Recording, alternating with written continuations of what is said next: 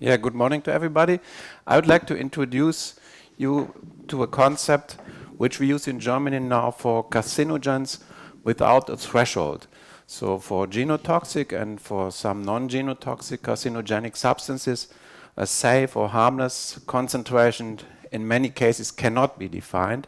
So there is even at low concentrations often low risk of cancer. This means that we cannot derive a classical occupational exposure threshold limit value. And so in Germany, we have now the concept of so-called exposure response relationships with acceptable and tolerable concentrations for these carcinogens. So what does it mean? The exposure response relationship, usually you see here risk and percentage and the concentration. And this is always for these substances in the air at the working place. Usually often it's like this, with a sublinear increase, then a linear linear relationship. And so we derive for the tolerable or acceptable risk, then a tolerable or acceptable concentration. But what does it mean now exactly? These exposure response relationships, they refer to the relationship between the substance concentration, always after inhalation, and the statistical probability of developing cancer. This is an additional risk beyond the background incidence. And these exposure response relationships are derived either from epidemiological data or from, which is much more often the case, from animal experimental data. Usually, though, these require the extrapolation into the low risk range, because in these experiments on the epidemiological studies, we usually only have we have risks which are much higher than those which are belonging to the tolerable or acceptable concentrations. So the reference period for these additional risks is the entire lifetime. So this is a lifetime risk, and it's referring to continuous occupational exposure over a working lifetime of 40 years for 8 hours per working day and a total of 40 hours worked per week. These values are assumed so that you can calculate the tolerable and acceptable concentrations. The tolerable risks in Germany was set in 4 in 1,000 and the acceptable risk in 4 in 100,000.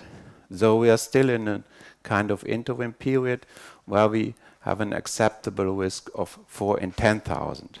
And these concentrations which are associated with this risk, they are, as I said, based on the working lifetime exposure and can be determined from the exposure-risk relationship. And we have now developed a new guidance in Germany how we derive these values.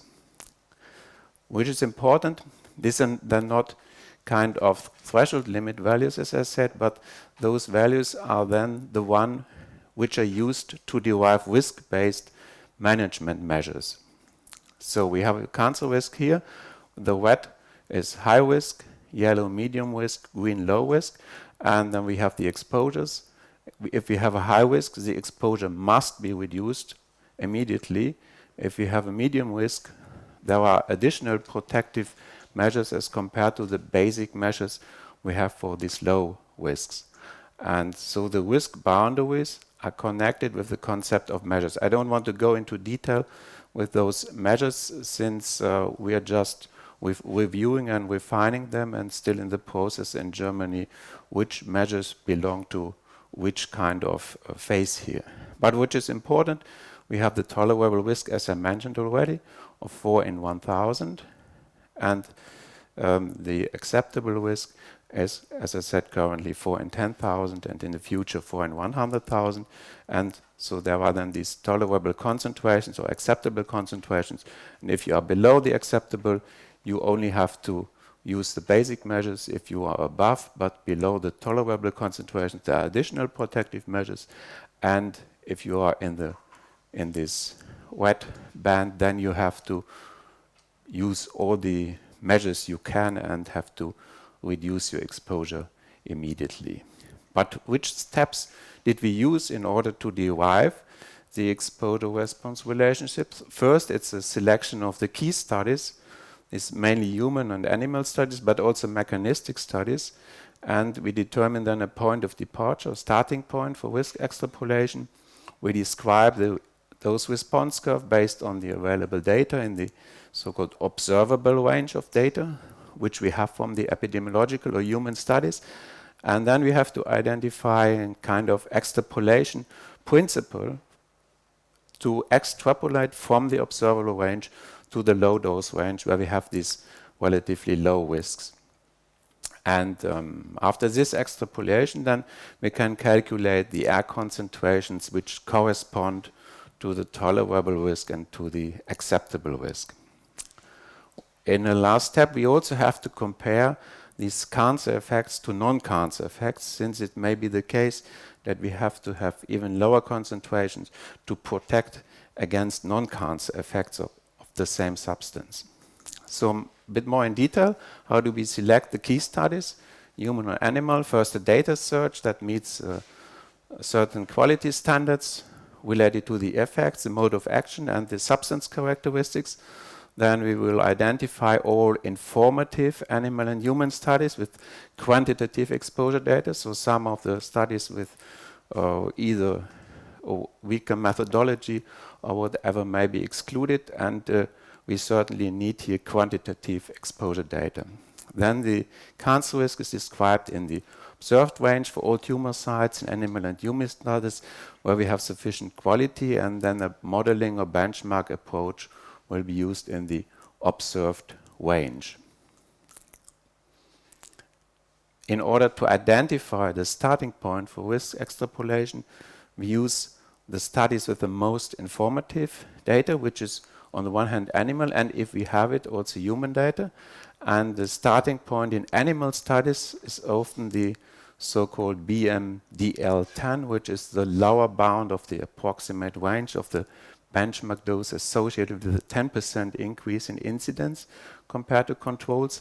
And for the starting point from epidemiological data, we usually use the lowest measured or modeled exposure level, which can reliably assigned to a measure of risk.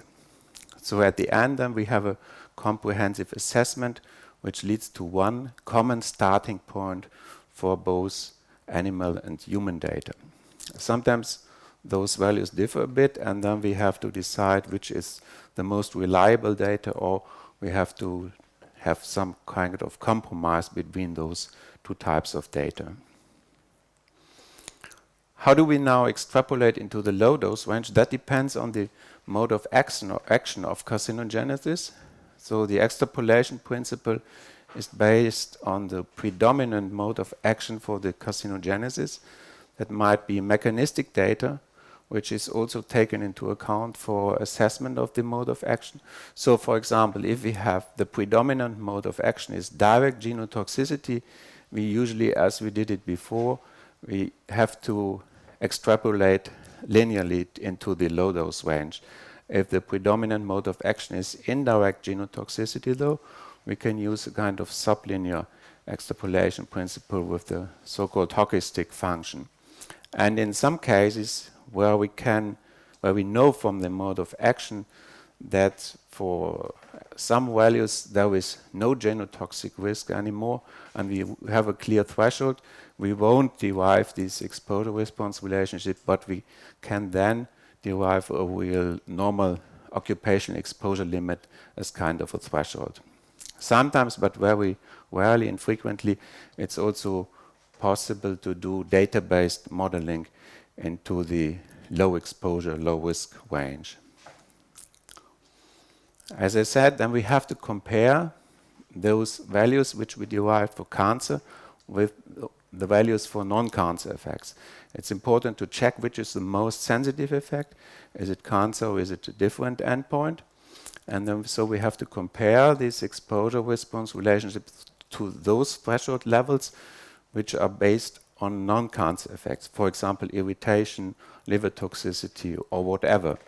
And if the non-cancer effects are related to a lower concentration, to a lower level, then this needs to be considered, and the tolerance concentration will be lowered to this level. So the threshold for non-carcinogenic effect is then identified as the tolerance concentration if the threshold value is lower than the tolerance concentration derived from the exposure risk relationship for cancer effects.